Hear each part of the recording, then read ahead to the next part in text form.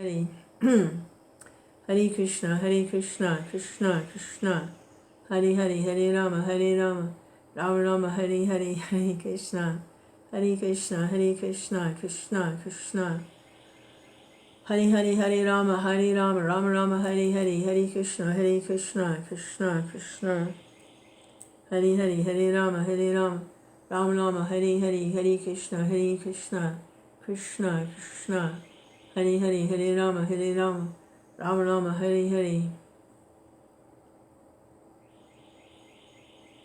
What a blessing to be faced with the reality of the impermanence of a material situation. It's a great blessing to be reminded right in your face.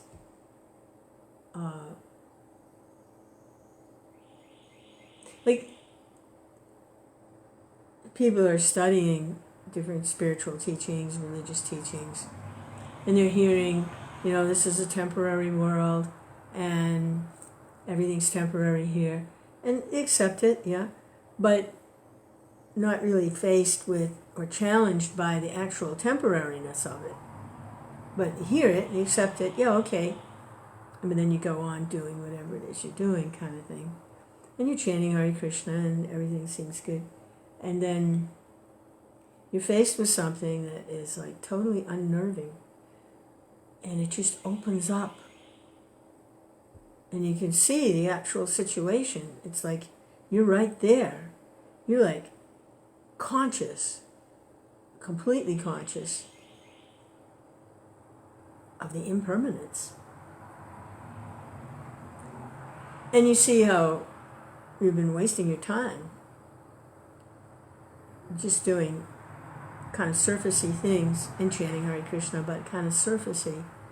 And then you see, Hare Krishna, Krishna Krishna, Hare Hare, Hare Rama, Rama Rama, Hare Hare, Hare Krishna, Krishna Krishna. It's a great blessing.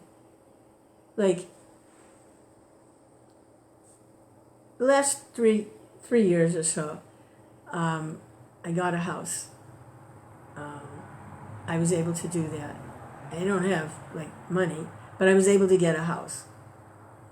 Krishna. And it's nice. It's in Florida, and it's sunny and warm, and things grow nicely. And I'm feeling, very peaceful and happy, not to be constantly disturbed with just trying to survive. And life is going on nicely, meeting more and more devotees and able to engage more and more in devotional activities. And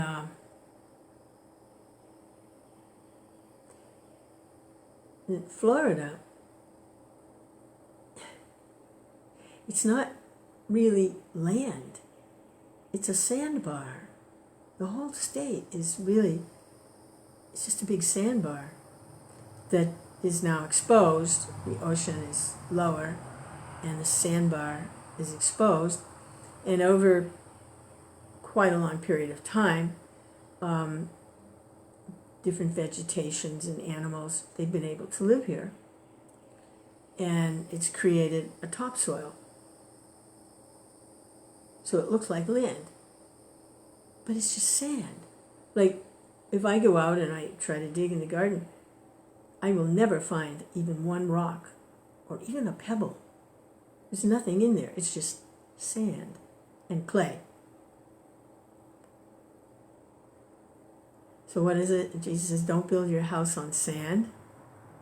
Don't, you go to the beach and you take all the sand, you make a nice sand castle, and then the wave comes in. What happens? Dissolves. So different parts of the planet have different types of soil structures, and all of them are subject to transforming and changing, and because it's the nature of the material energy. But here in Florida, it's sand. So I got hit with that really right in my face, because Now I have this little house and I've been painting it and fixing it, a little garden. And there's a sinkhole developing, which means when it rains, the water is going into the sand. I mean, there's grass growing on top, but there's a thin kind of topsoil on top. But basically it's sand on top of limestone. And there's something else in there called gypsum. I don't know what it is, but it's also kind of fragile. Limestone dissolves in water. It looks like rock, and it seems to have, it's kind of like a sugar cube. It looks like it has form and substance, but, add a little water to a sugar cube and what happens, right? Time for lemonade. But, so I'm having to kind of research this, what's going on? How do I deal with this? It's kind of near the house. And they can get really big, and they just, as the water goes through the sand, the sand and the clay don't stop the water. There's no structure to sand. It just goes right through, and it reaches that limestone foundation and starts to dissolve it. And from what I understand, the water, as it goes through that topsoil, picks up it becomes kind of acidic because of the decaying leaves and the vegetation that's composting there naturally, nature. It starts to get a little acidic, which makes it even more caustic for the limestone. And eventually it makes a hole in the foundation. And the limestone starts to dissolve. It makes a big cavity underneath everything, so there's nothing supporting the sand and the clay and the little layer of grass and trees on top. And the whole thing caves in. So I'm like, wow, it's like a real eye-opener how impermanent. I mean, that's just Florida. There's other things is in other parts of the world. The soil is always, it's not permanent. It looks permanent. It's not. It's moving, it's shifting, it's changing, it's dissolving, it's Hare Krishna. And we're living on top of this and thinking we have some permanence. My house.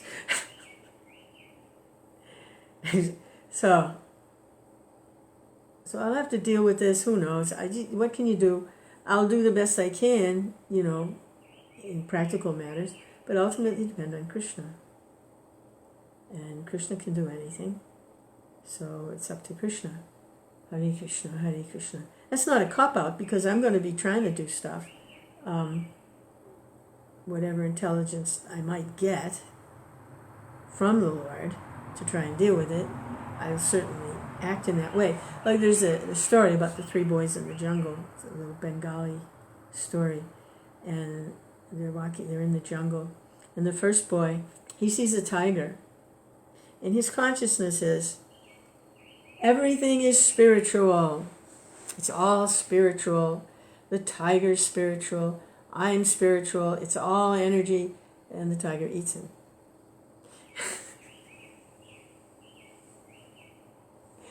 Because he doesn't do anything. It's all spiritual. The tiger comes and eats him. The second boy is walking in the jungle, and then a tiger appears. And his consciousness is, within the heart of all living entities is the super soul. And he doesn't do anything. The tiger eats him. Comes and eats him. The third boy, the tiger appears, and his consciousness is to depend on Krishna in every circumstance.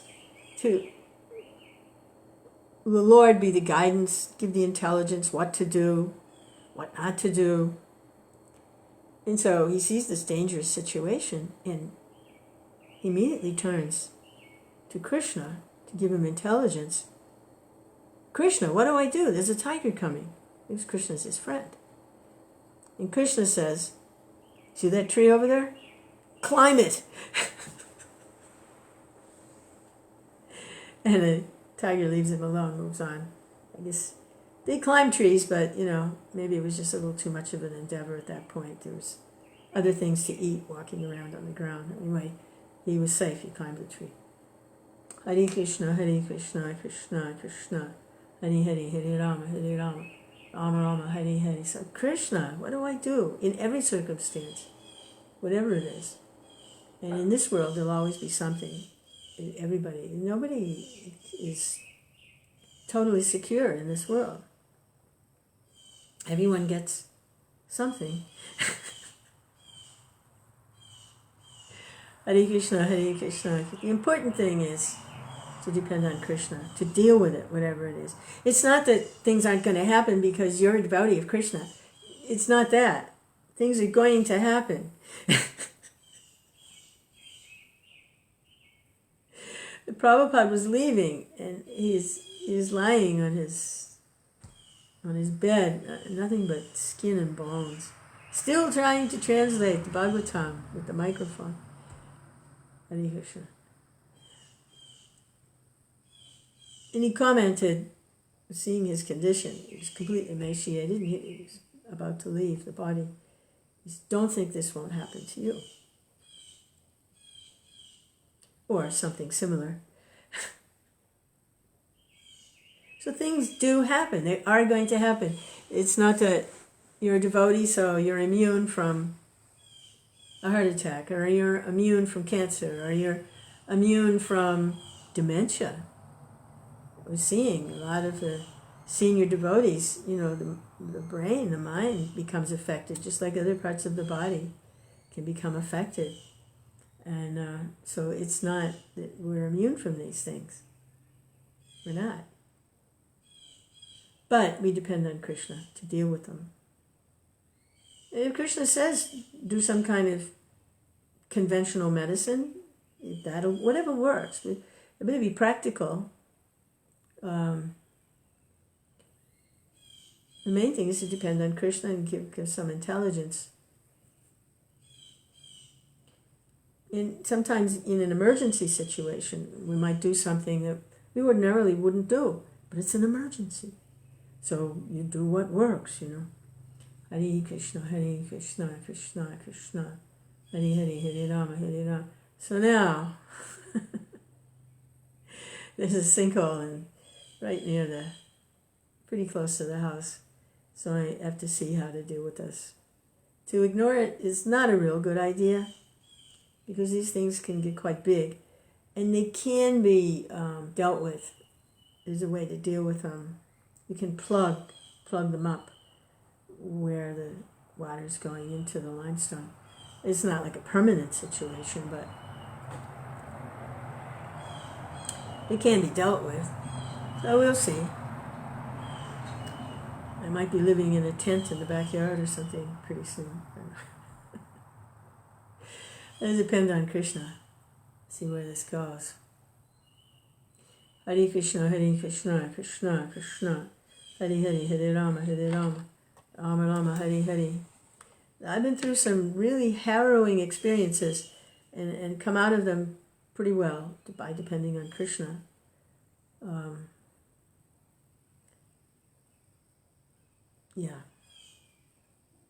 Yeah, like near death. Like death was right there, and Krishna, no, not now. Head-on collision, 60 miles an hour, not a scratch. We're selling my father's house, and Hurricane Irma came through and dropped a 60-foot black olive tree on the house. It didn't do any damage because it landed on 2 big branches before it hit the house. But there were people, the root ball came out of the ground. People were coming, taking pictures. It was such a dramatic sight. You couldn't even see the house. But the tree was leaning like, I hate to say it, but like offering obeisances on 2 giant limbs that kept it from completely demolishing the house. Like 3 days after it was sold, the person had given their down payment, and they came by to look at the house, their new house. And they were like, they were shocked. I could just imagine. Hare Krishna. And then the house that the neighbors set on fire because they didn't like the people that were living in it, and I happened to be one of the people living in the house at the time, and the neighbors set it on fire to get rid of the unwanted element that was hippie days. I wasn't in the house when it happened. So many things. Attacked by other people. A choking attack, a sexual attack, and coming out unscratched. So many things. Gangrene. From sitting cross-legged in the temple, some bacteria had gotten into my ankle, and I was in a coma for 3 days. This was early on, the good old days, the early 70s. I passed out in a coma, rushed me to the hospital, IV for 3 days. And I woke up, and a little intern was sitting there, and he said, "Boy, are you fortunate. We just saw a miracle. No one has ever seen this before." And I said, "Well, where am I? What happened?" He said, "You got an infection, a staph infection, and it went into your bones in your foot. It was gangrene, and it was spreading. And to save your life, you were about to have your foot amputated to save your life." And we saw a miracle. It reversed itself. We've never seen anything like that. There's no record of that ever happening. That was a pretty good one. So naturally, I'm lying in the bed. I said, look at that. Do I still have a foot? So like that. Different miracles. So we'll see what happens with the sinkhole. The main thing, whether it is a big problem or it isn't, or if it becomes resolved in another one of these miraculous ways, or if tonight, when I go to take rest, the whole house and everything falls into the sinkhole, I don't know. But the main thing is, remember Krishna. Depend on Krishna. That's where we are. That's where we're going to stay. And we'll do the needful, whatever it is. There's a saying that the Lord protects saintly people. He protects the saints. And he protects the fools. Because both of them really can't protect themselves very well. So he protects the saints who depend on him completely. And he protects the idiots who don't know any better. So I'd like to be a saintly person, and it would please my spiritual master if I would become saintly. So that's something to look forward to. But right now it's more the idiot category. It's much more the idiot category. I'm looking at Prabhupada's picture and he just smiled.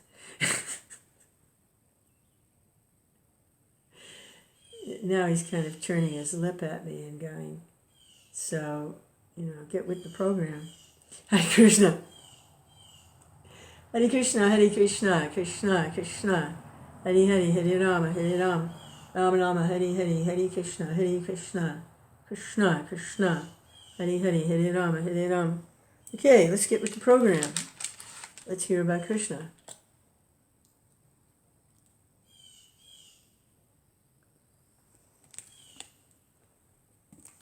Hare Krishna, Hare Krishna, Krishna, Krishna, Hare Hare, Hare Hare. There'll always be something to talk about in the material world.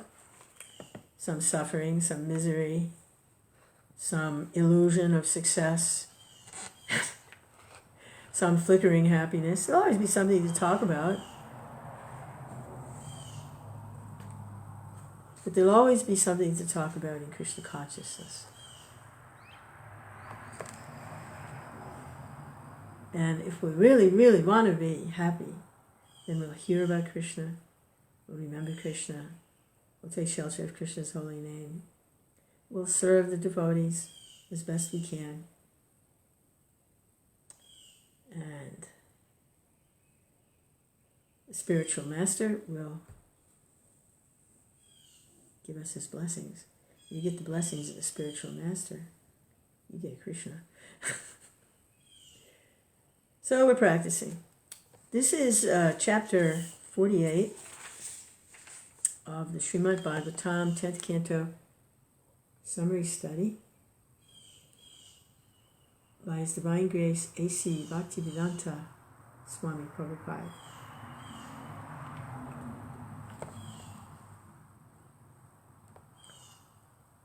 He didn't know how much time he had because he was elderly when he began his preaching. And so he made sure that we had the 10th canto with commentary and purports while he was working on the other cantos. He made sure we had the summary study. So this is the summary study. It's like one big long purport, really, of the 10th canto, which describes the personality of Godhead and his activities as he appeared on the planet 5,000 years ago. So here, this is chapter 48, Ill-Motivated Dhṛtarāṣṭra. Krishna appeared in the family of the Yadus, and his uncle Akrura, he asked his uncle to go check on his devotees, to go check on Pandavas, because they had lost their father, and they were under the care of their uncle, Dhṛtarāṣṭra, who did not have their best interest at heart. There was a competition in the royal family to see who would be the ruler of the kingdoms. Dhṛtarāṣṭra wanted his sons to be the rulers, but the Pandavas were in line to inherit the throne. So he's trying to get rid of those Pandavas, so my sons can be. So that was a problem there.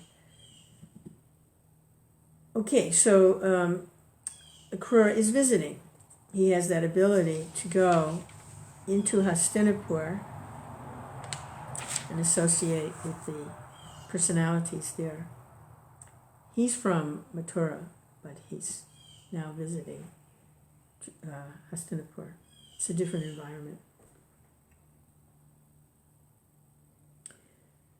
Gradually, Akrura learned from Kunti and Vidura that Dhṛtarāṣṭra was very intolerant and envious of the 5 Pandava brothers because of their extraordinary learning in military science and their greatly developed bodily strength.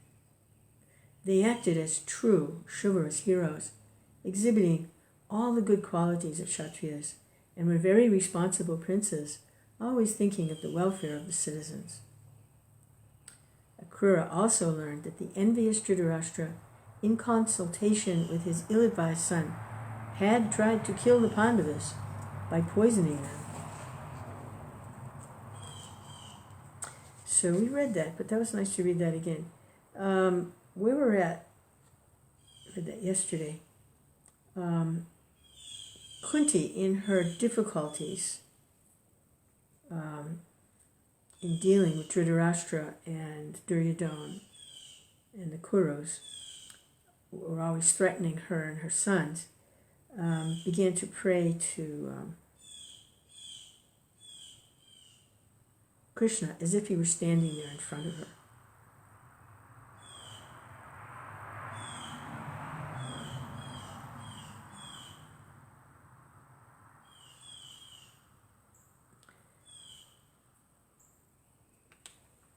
Hare Krishna, Krishna Krishna, Hare Hare. I'm trying to see how this course of activities is here.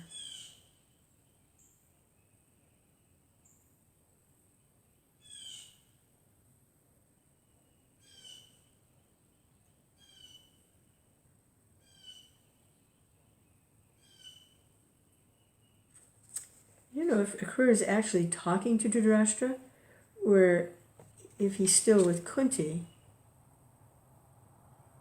No, he's with Dhṛtarāṣṭra. Now he's gone to visit Dhṛtarāṣṭra.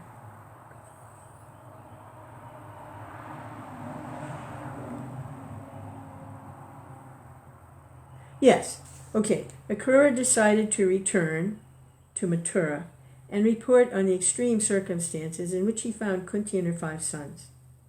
He first wanted to give good advice to Dhṛtarāṣṭra, who was so favorably inclined toward his own son and unfavorably inclined toward the Pandavas.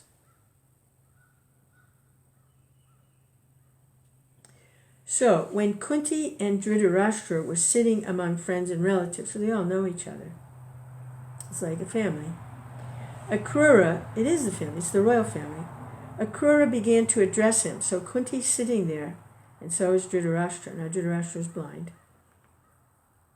So Akrura began to address him, calling him Varchitravirya. Varchitravirya means the son of Vichitravirya.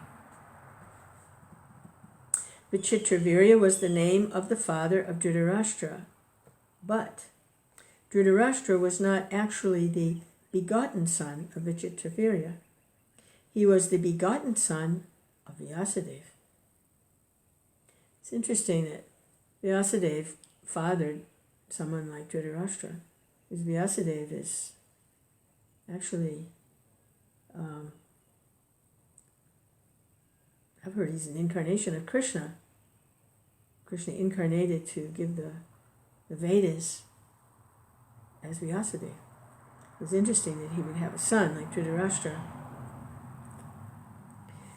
Formerly, it was the system that if a man were unable to beget a child, his brother could beget a child in the womb of his wife.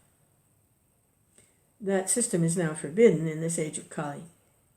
Akrura called Dhṛtarāṣṭra Varchitravirya sarcastically because he was not actually begotten by his father. He was the son of Vyasadeva. When a child was begotten in the wife by the husband's brother, the child was claimed by the husband, but of course the child was not begotten by the husband. This sarcastic remark pointed out that Dhṛtarāṣṭra was falsely claiming the throne on hereditary grounds. Actually, the son of Pandu was the rightful king, and in the presence of Pandu's sons, the Pandavas, Dhṛtarāṣṭra should not have occupied the throne. Akrura then said, "My dear son of Vichitravirya, you have unlawfully usurped the throne of the Pandavas. Anyway, somehow or other you are now on the throne. Therefore, I beg to advise you to please rule the kingdom on moral and ethical principles. If you do so, and try to teach your subjects in that way, then your name and fame will be perpetual." Akrura hinted that although Dhṛtarāṣṭra was ill-treating his nephews, the Pandavas, they happened to be his subjects.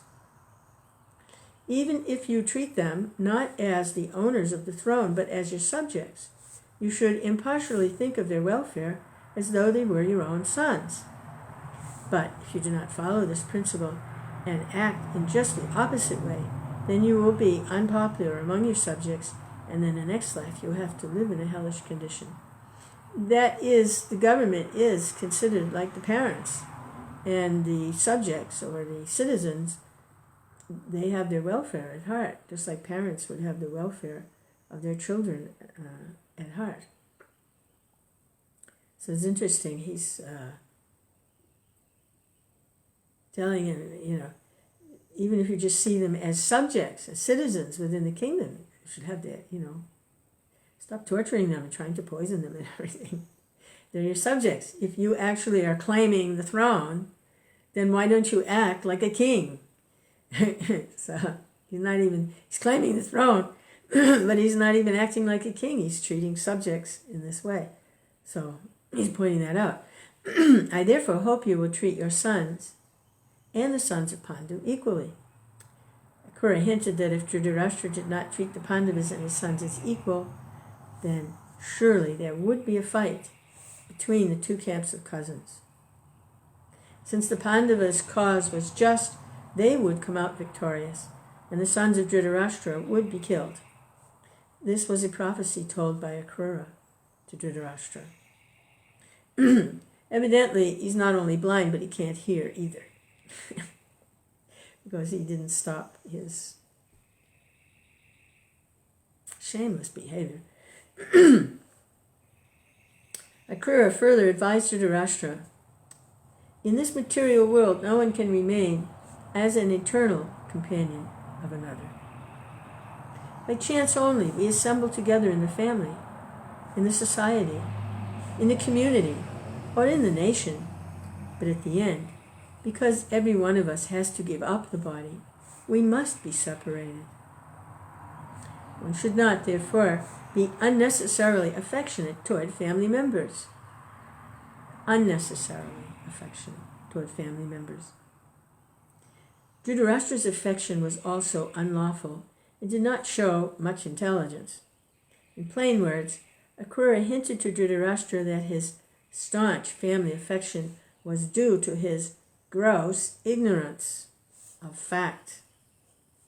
Although we appear to be combined together in family, society, or nation, each one of us has an individual destiny. Everyone takes birth according to individual past work.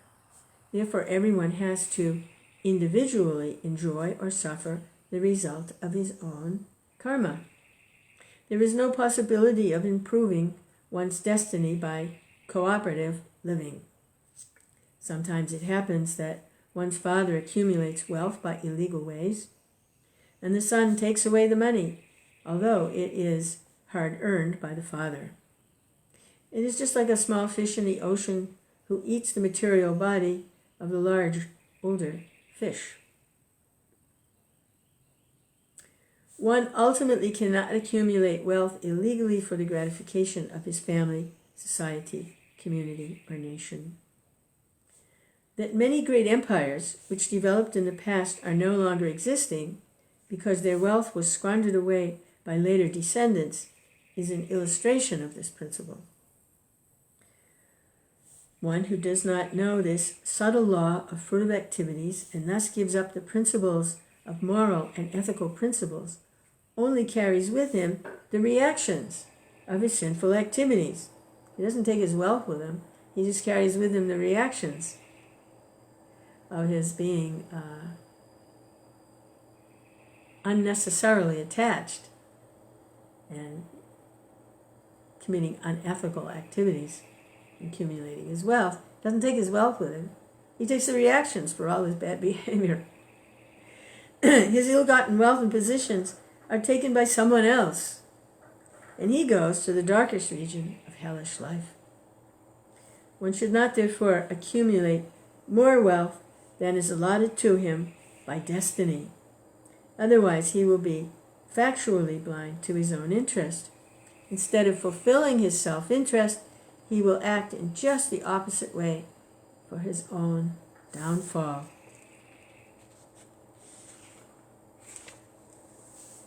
Akrura continued, My dear Dhṛtarāṣṭra, I beg to advise you not to be blind about the fact of this material existence.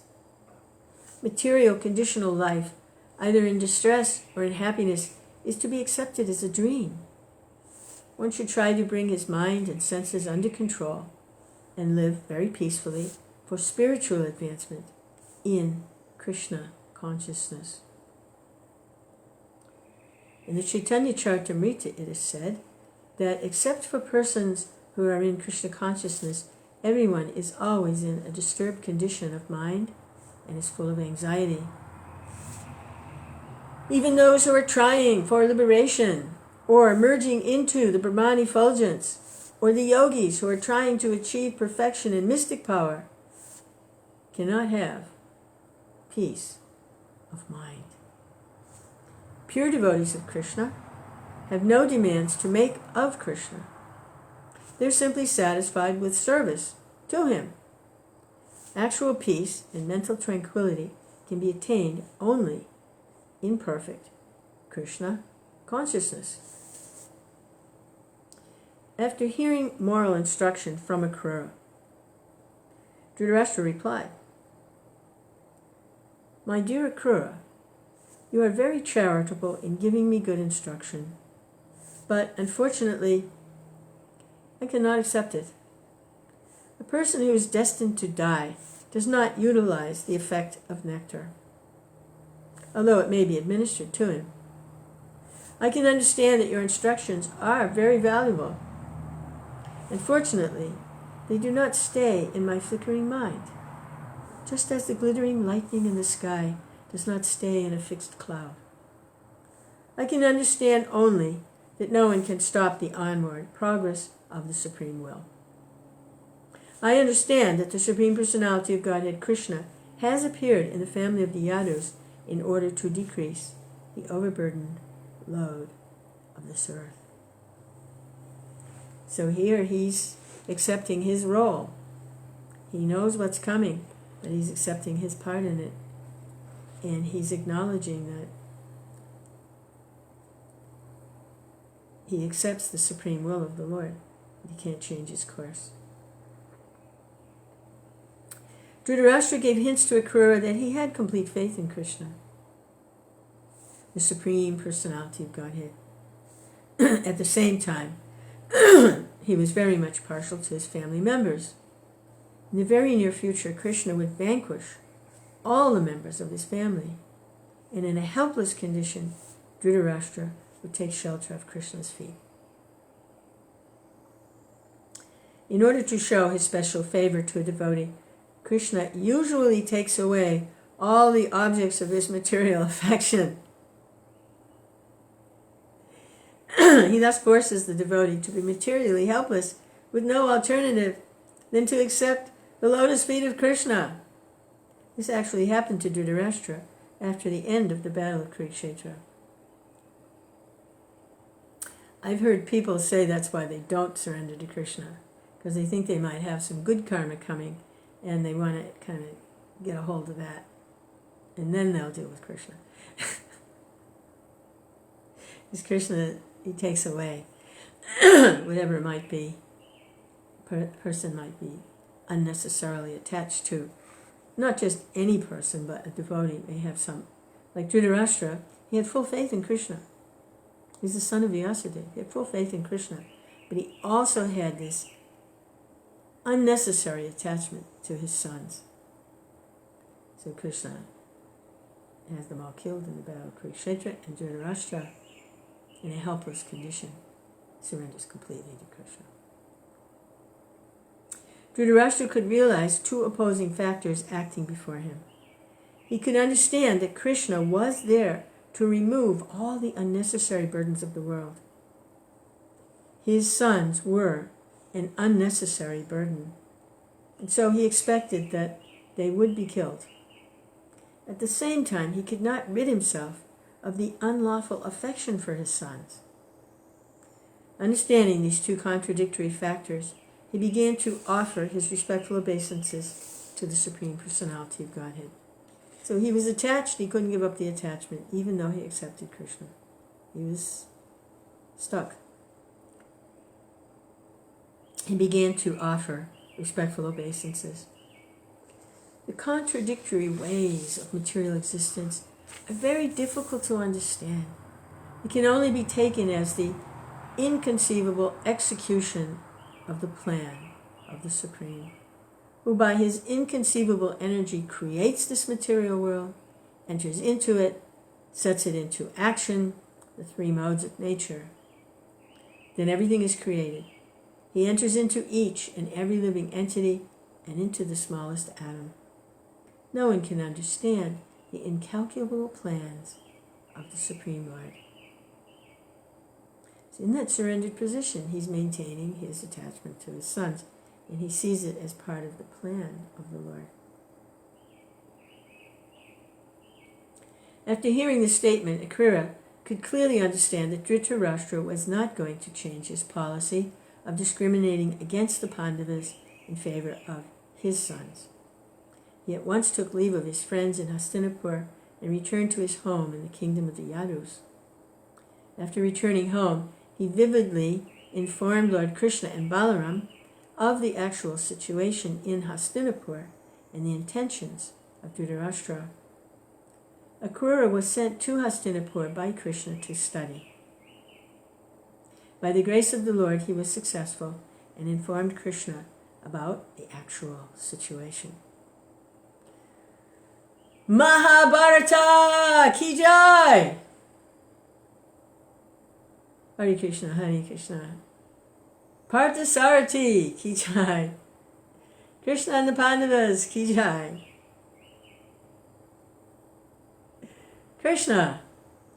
Thus ends the Bhaktivedanta purport of the 48th chapter of Krishna, ill-motivated Dhṛtarāṣṭra.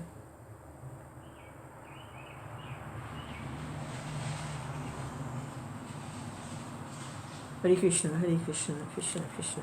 The next chapter is where Krishna erects the Dwarka fort,